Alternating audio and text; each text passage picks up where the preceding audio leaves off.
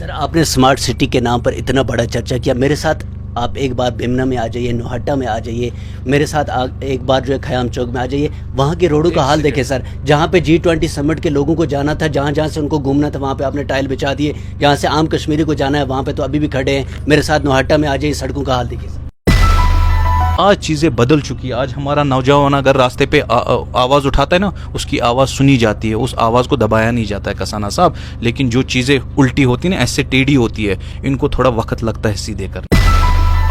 370 के बाद आपने क्या खोया, आप मुझे पहले बताइए। सर मैं आज लोगों को काफ़ी ज़्यादा परेशान देख रहा हूँ। नौजवान परेशान है, आए दिन प्रेस कॉलोनी में प्रोटेस्ट होते हैं, जहाँ कैजुअल लेबर्स है, इतने सारे कैजुअल लेबर हैं। ईद उन्होंने नहीं मनाई अपने घरों में। आज भी वो गांधरबल के फॉरेस्ट डिवीजन में, मेरे गांधरबल में लोग प्रोटेस्ट पर है। मैं क्या देख रहा हूँ, मैं तो यही प्रोटेस्ट देख। बताइए 15-15, 20-20 दिन हड़तालों की कॉलें होती थी, स्टूल पेल्टिंग होती थी। आज किसी बच्चे का स्कूल का दिन ज़ाया होता है? तो 370 था क्या, कश्मीरी समझ चुके हैं। उससे कश्मीरी आज कोई खुश ना है ना नाराज़ है। लोग इसमें खुश है कि उनका जो ये कश्मीर है अब आगे बढ़े। सर स्कूल में आप सर निकालिए, सर्वे निकालिए, आप देखिए हम प्राइमरी स्कूल, आप मुझे बताइए हमारे प्राइमरी स्कूल में आज टीचर सर, हमारे प्राइमरी स्कूल आप देखिए, गवर्नमेंट स्कूल। सर शायद आपको पता नहीं, दो चीजें सर आपको शायद पता नहीं है। यहाँ का एजुकेशन और यहाँ की जो ये हेल्थ है वो हेल्थ सेक्टर को ठीक किया। आप मुझे बताइए कौन नौजवान क्यों परेशान है? आप देखिए हमारे क्या सर कहां पे नौजवानों की बात करते हो जो 70 साल से जिनको सिगरेटों की डब्बियों पे नौकरी लगा के जिनकी जवानी उन्होंने जाया की, उनको परमानेंट किया? आपने तो बंद ही कर दिया। आपने सिगरेट की डब्बी नहीं, आपने तो ओरिजिनल ऑर्डर भी नहीं दिया। सर कहां है एसएसबी वाले कहां है सर? कसाना साहब हमने कहा, सुनिए मेरी बात, ये मैं आपके चैनल के भी माध्यम से मैंने हर एक जगह बताता हूँ। जो भी 70 साल से जो एनसी के गुना है ना, यहाँ पर जो बेचारों की नौजवानों की जवानियां खाई ना, उनको परमानेंट बीजेपी करेगी वो आने वाले वक्त में। मुझे बताइए क्या आज आपको फर्क नहीं लगता, ईमान से फर्क नहीं लगता है आपको? सर कहाँ फर्क है? सर मैं जिसके पास भी जाता हूँ, आप कमेंट पढ़िएगा सर। जब अब ये न्यूज चलेगी ना, आप कश्मीरियों के कमेंट पढ़िएगा, ठीक है, आप देखिएगा लोग बोलते क्या है। पढ़ूंगा, ठीक है। बीजेपी के कई सारे लीडर वो कहते हैं 370 जो है वो अब दफन हो चुका है, लेकिन मैं कहता हूँ हमारे देश का कानून सबसे बड़ा है, हमारे देश की अदालत सबसे बड़ी है और उस पर सबको भरोसा है। जब अदालत में अभी पिटिशन दायर है और अदालत ने अभी कोई फैसला नहीं दिया है, तो एक इंसान कैसे कह सकता है कि 370 दफन हो चुका है? आर के आपने खत्म कर दिया, आर के स्कीम निकली थी, नौजवानों के लिए एक रोजगार निकला था, आपने दफन कर दिया उसको भी। आपने 7000 पोस्ट निकली थी, आज हमारे स्कूलों में फिजिकल टीचर नहीं है। 370 यहाँ पर जो करप्शन, जिन्होंने यहाँ सबसे ज़्यादा भ्रष्टाचार किया, वो उनके लिए शील्ड था। अब लोगों को समझ आया जो हमें 70 साल से एक धोखे में रखा गया था आर्टिकल 370 को लेकर, वो था कुछ नहीं। इसको कश्मीरी में कहते थे खोख रखा। कितना करप्शन किया यहाँ की रीजनल पार्टीज ने। आप रहीम रथर की प्रॉपर्टी देखिए कहाँ पर पहुँच गया वो। रहीम रथर जो एक गांव से वहाँ चाड़ूरा से बिलोंग करते थे, आप देखिए कहाँ पर है उसकी प्रॉपर्टी। क्या कभी आपने उसको सवाल पूछा? ये हमारे नौजवान का हक था, ये उस गरीब बच्चे का जो अपने बेटे को पढ़ा नहीं पाता है, ये उसका हक था।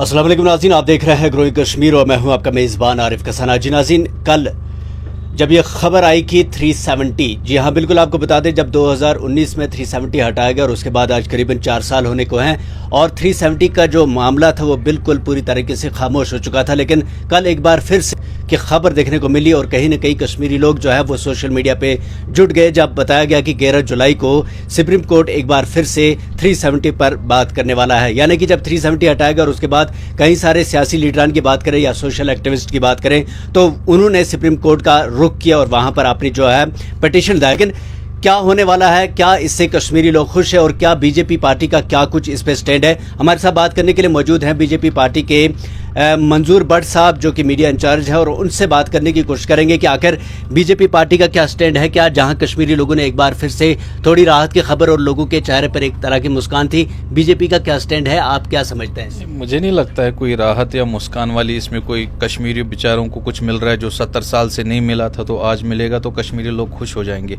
जहाँ तक आर्टिकल 370 की बात है, वो अब लोगों को समझ आया है इन 4 सालों में कि वो था क्या। वो उन्हीं सियासी ठेकेदारी जो पार्टियां यहाँ चलती थी, नेशनल कॉन्फ्रेंस, वो उन्हीं को शील्ड करती थी। मुझे बताइए आफ्टर 370 लोगों ने क्या खोया यहाँ पर? क्या जिसकी जितनी ज़मीन थी या जितना दुकान था उसको तो उतना रह गया ना, किसी ने कोई वापस तो नहीं लिया ना। 370 यहाँ पर जो करप्शन, जिन्होंने यहाँ सबसे ज़्यादा भ्रष्टाचार किया, वो उनके लिए शील्ड था।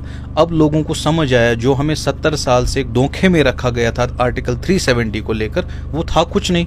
जिसको कश्मीरी में कहते थे खोखरा, मारदार यहाँ पर होती थी, वो बंद हो गई। आज खून खराबा कहीं नहीं हो रहा है। आज आप देखिए टूरिस्ट करोड़ों की संख्या में यहाँ पर। फ्लोर ऑफ द हाउस कहा होम मिनिस्टर अमित शाह साहब ने कि जितना पैसा कश्मीर में यहाँ पर सेंटर से आया है, अभी कश्मीरियों की जो छत है वो सोने के होने चाहिए। मुझे बताइए कहाँ गया वो पैसे। देखा सबसे बड़ी यहाँ जो डेवलपमेंट थी, यहाँ हमेशा बेचारा एक मासूम निहत्था कश्मीरी मारा जाता था।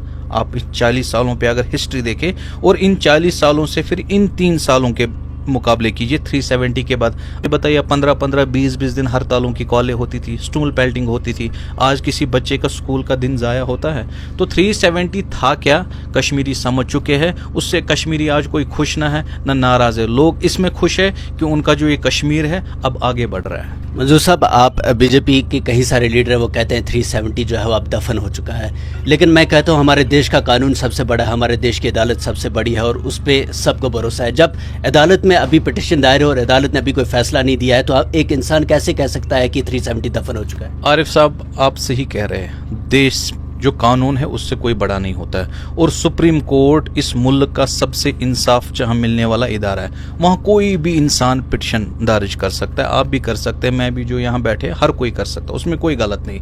लेकिन आप लोगों को धोखे में रखोगे कि 370 में पिटिशन वहां पर दर्ज करने के बाद मैं 370 वापस लाऊंगा। मैं समझता हूँ लोगों के लिए धोखा है। हम नहीं कहते हैं, हर एक का अपना हक है, लेकिन जब 370 वापस आना ही नहीं है, क्यों नहीं आना है? जब अदालत में अभी केस है, अदालत जो फैसला देगी वही है, तो हम कैसे कह सकते हैं 370 वापस नहीं आना है? जिन लोगों ने पिटीशन दायर की उन्होंने भी कोई वजूहत वहां पे दर्ज की होगी। आप कश्मीर से हैं? जी हाँ। कहाँ, किस डिस्ट्रिक्ट से आप? गांधरबल। 370 के बाद आपने क्या खोया, आप मुझे पहले बताइए। सर, मैं आज लोगों को काफी ज्यादा परेशान देख रहा हूँ। नौजवान परेशान है, आए दिन प्रेस कॉलोनी में प्रोटेस्ट होते हैं, जहाँ कैजुअल लेबर्स है, इतने सारे कैजुअल लेबर हैं। ईद उन्होंने नहीं मनाई अपने घरों में, आज भी वो गांधरबल के फॉरेस्ट डिवीजन में, मेरे गांधरबल में लोग प्रोटेस्ट पर है। मैं क्या देख रहा हूँ? मैं तो यही प्रोटेस्ट देख रहा हूँ। उसके बाद 370 उठने से पहले ये मसला नहीं, आरके आपने खत्म कर दिया।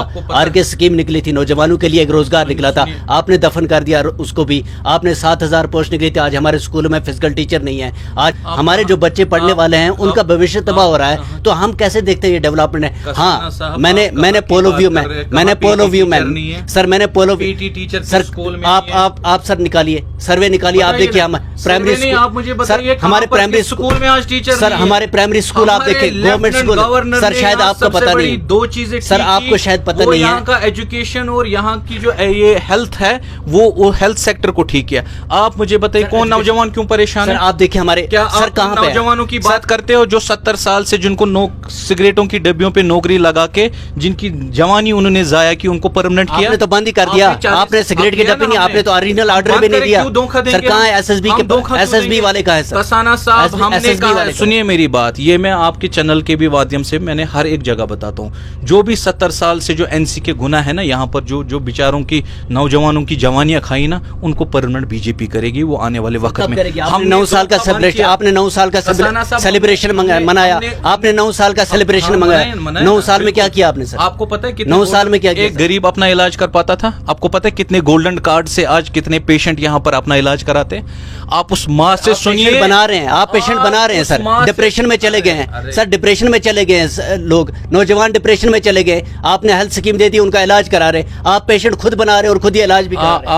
आप सुनने आए हैं, मेरे से सवाल करने आए हैं कि जवाब लेने भी आए हैं? जवाब लूंगा, लेकिन आप तो मुझे लगता है झगड़ा करने आए हैं। अरे लॉजिक बात कीजिए कसाना साहब, एक अच्छे, मैं समझता हूँ मिजबा साहब कि आप एक अच्छे जर्नलिस्ट हो जो सवाल पूछते हो, लेकिन उन सवालों के जवाब भी ले लो। आपको पता है कितने करोड़ों में जिस माँ के बेटे भी होते थे, जिसको सरेराह छोड़ा होता था, उस माँ का आज ऑपरेशन नहीं होता था आंखों का, लेकिन गोल्डन कार्ड से आज उस माँ का ऑपरेशन होता है। आपको दिखाता हूँ मैं, आप गांधरबल आइए, आप देखिए जो अल्लाह भारती, जिसको कल हमारे एलजी साहब ने 5 मलरे स्कीम दे के आवास योजना जो प्रधानमंत्री जी ने दी है, आपको पता है गांधरबल और बड़गाम में कितने गरीब लोगों के पक्के मकान बने हैं? कश्मीर में गरीबी थी क्या? लेकिन मुझे बताइए 70 साल से जिनको आपको सवाल पूछना, उनको तो नहीं पूछ रहे। हमें तो 9 ही साल हुए और 9 सालों में हमने जम्मू कश्मीर को बिल्कुल एक डिफरेंट तस्वीर बदल के रख दिया। हमने तो लोगों के, हमने तो, आप कहते लोग पर नौजवान परेशान है, कहाँ पर परेशान है? नौजवानों की सर आपने कहा सर हमारे प्राइमरी स्कूल मिडिल स्कूल में टीचर्स नहीं है सर, आप उस पर बात नहीं गलत कर रहे ना सर। फिजिकल टीचर कहाँ है हमारे जम्मू कश्मीर में? सर फिजिकल टीचर कहाँ है? एक पीटी टीचर जो एक बच्चे को स्पोर्ट्स में आगे लेके जाता है। आप सर, मैं कह रहा हूँ हमारे 50% से ज्यादा प्राइमरी स्कूल और मिडिल स्कूल में फिजिकल टीचर नहीं है। फिजिकल टीचर यहाँ से आप कहते हैं नौजवान परेशान है, यहाँ से आप कहते हैं फिजिकल टीचर। एक बात पे तो पहले आ जाइए ना, एक बात का जवाब ले लीजिए। मुझे बताइए नौजवान यहाँ का 70 साल से परेशान था कि 9 सालों से परेशान है? हमने तो 9 सालों में, हमारे वजीर आजम साहब ने तो रोजगार यहाँ बढ़ाया। आज आपको पता है करोड़ों की संख्या में आज टूरिस्ट आ रहे हैं, और उस टूरिस्ट का अगर लाभ उठाता है वो यहाँ का नौजवान है। आप उन डल लेक के जो शिकारा वाले हैं हमारे भाई, उनसे पूछिए कि आपने कभी इतना बड़ा बिजनेस देखा है? उनका रोजगार हमेशा परेशानी में, हमारे होटलियर्स होते थे कि इस साल पता नहीं ठीक रहेगा कि नहीं। उनके उस होटल में 25 फैमिलियां पलती है, आपको पता है। आप वो देखिए, आप ये नहीं देखिए। ये तो 70 साल से उनके गुना है। एसएसबी कब कराएगी एग्जाम सर? एसएसबी कब कराएगी एग्जाम? स्कैंडल पे स्कैंडल, स्कैंडल पे स्कैंडल, अब वहां से निकालते हैं, वहां से स्कैंडल, वहां से एग्जाम पोस्टपोन। कब कराएगी एग्जाम? नहीं, आपको क्या लगता है, आपको नहीं लगता ट्रांसपेरेंसी में चीजें होनी चाहिए? कब होगी? कब होगी? जब वो अवरेज हो जाएगा, जब अवरेज हो जाएगा। मैं खुद की बात करूं, मैं 6 बार फॉर्म भर चुका हूं। साहब, आप ये चीज अप्रिशिएट कीजिए। अगर कहीं धांधली होती है, अगर कहीं पर कोई किसी पे उंगली उठती है, उस पे हमारे एलजी साहब इंक्वायरी बिठाते। आप चाहते धांधली होनी चाहिए सर? कब होगी? अब जब तक एक अच्छे, वही तो है ना हमारी सरकार, वही कोशिश है। अफसर कहाँ के यहाँ? 70 साल से तो ये नेशनल कॉन्फ्रेंस के अफसर है ना, यही तो भ्रष्टाचार करते हैं ना। अब हम एक सिस्टम को, एक गुड गवर्नेंस को सिस्टम पटरी पे ला रहे, और उसमें थोड़ा वक्त कसाना सब लगेगा। आपके जज्बात में समझता हूँ। कभी मैं भी बैठता था आपकी जगह कुर्सी पे, मैं भी जर्नलिस्ट था, और मैं भी नेशनल कॉन्फ्रेंस के उन लीडरों से जवाब लेता था, लेकिन उनके पास जनाब जवाब नहीं होते थे। आपको पता है 2010 जो उमर अब्दुल्ला साहब 2008 में चीफ मिनिस्टर थे, जब हेजिटेशन हुई, यहाँ के बच्चों को दूध नहीं मिला। आपको पता है? आपको पता है कितनी यहाँ पिटाई करवाते थे यहाँ की फोर्सेस से? क्या वो दिन भूल गए? आज चीजें बदल चुकी। आज हमारा नौजवान अगर रास्ते पे आवाज उठाता है ना, उसकी आवाज सुनी जाती है, उस आवाज को दबाया नहीं जाता है कसाना साहब। लेकिन जो चीजें उल्टी होती है ना, ऐसे टेढ़ी होती है, इनको थोड़ा वक्त लगता है सीधे करने में। सर, आपने स्मार्ट सिटी के नाम पर इतना बड़ा चर्चा किया। मेरे साथ आप एक बार बेमना में आ जाइए, नौहट्टा में आ जाइए, मेरे साथ एक बार जो है खयाम चौक में आ जाइए। वहाँ के रोडों का हाल देखें सर। जहाँ पे G20 समिट के लोगों को जाना था, जहाँ जहाँ से उनको घूमना था, वहाँ पे आपने टाइल बिछा दिए। जहाँ से आम कश्मीरी को जाना है, वहाँ पे तो अभी भी खड़े हैं। मेरे साथ नौहट्टा में आ जाइए, सड़कों का हाल देखिए। उन टूरिस्टों को कितनी बार चल के आना था वहाँ, जो ना G20 की आप बात कर रहे थे? एक बार आना था ना। अभी कौन उन सड़कों से चल रहा है? सर कहाँ है? एक पोलो व्यू के बाहर लाल चौक का बिना आप देखिए सर। कसाना साहब, माइक लेने से मेरा जवाब ले लीजिए ना। आप मुझे बताइए, आपको पता है कितना % कंप्लीट हुआ है स्मार्ट सिटी में? अभी 25% ही कंप्लीट हुआ है स्मार्ट सिटी। अभी 75% प्रोजेक्ट इनकम्प्लीट है, क्योंकि G20 यहाँ होनी थी। एक बहुत बड़ी इज्जत थी हमारे जम्मू कश्मीर के लिए। जिस नौजवान को बाहर एक दहशतगर्द की नज़र से देखते थे, उसको एक लेबल हटाने के लिए यहाँ G20 हो गई। जब G20 जैसी यहाँ एक बड़ी सम्मेलन हो सकती है, तो कश्मीर में आज कुछ भी पॉसिबल है। थोड़ा उसको ठीक करने के लिए डेवलपमेंट, इसमें प्रोजेक्ट्स में थोड़ी तेज़ रफ्त लाई गई, लेकिन अभी 75% प्रोजेक्ट इनकम्प्लीट है। मुझे लगता है अत्थर अमीन जो काबिल तरीन IAS ऑफिसर है, वो खुद देख रहे हैं, और आने वाले वक्त में आप देखेंगे। थोड़ा मैंने कहा, देखिए जब हम घर में कोई चीज़ बनाते हैं ना, कमरा लैट्रिन भी बनानी हो ना, हमें कुछ दिन तक हमें कुछ बर्दाश्त करना पड़ता है, कुछ तकलीफ़ें उठानी पड़ती है। जब यहाँ पर फ्लाईओवर बना ना, यहाँ सोलिना से रामबाग तक, आपको पता है कितने लोगों को तकलीफ थी, लेकिन आज 10 मिनट लगते हैं उसको, आज वो तकलीफ नज़र नहीं आती है। थोड़ा बहुत लोगों को पेशेंस रखने। लेकिन ये जो आप 370 की बात कर रहे हैं ना, कश्मीरियों को कोई फ़र्क नहीं। मैं भी आम कश्मीरी हूँ, मैं कोई पॉलिटिकल बैकग्राउंड से नहीं हूँ, मुझे कोई फ़र्क नहीं। मुझे कोई 370 से, मेरा मकान वही 3 मंजिला था, और वो आज भी है, किसी ने मुझसे वो कम नहीं किया।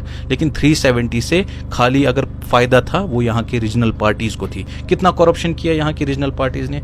आप रहीम रथर की प्रॉपर्टी देखिए, कहाँ पर पहुँच गया वो। रहीम रथर जो एक गांव से, वहाँ चाड़ूरा से बिलोंग करते थे, आप देखिए कहाँ पर है उसकी प्रॉपर्टी। क्या कभी आपने उसको सवाल पूछा? ये हमारे नौजवान का हक था, ये उस गरीब बच्चे का जो अपने बेटे को पढ़ा नहीं पाता है, ये उसका हक था, क्योंकि उस पैसे से उसकी पढ़ाई। आज हम सवाल आपसे पूछेंगे और जवाब आपको देना है, क्योंकि इक़्तिदार में आप मैं आपको जवाब मुझे ये बताइएगा दे रहा हूं आपको सर, मुझे ये बताइएगा कि नौजवान जो है वो कब इस परेशानी से आज़ाद होंगे?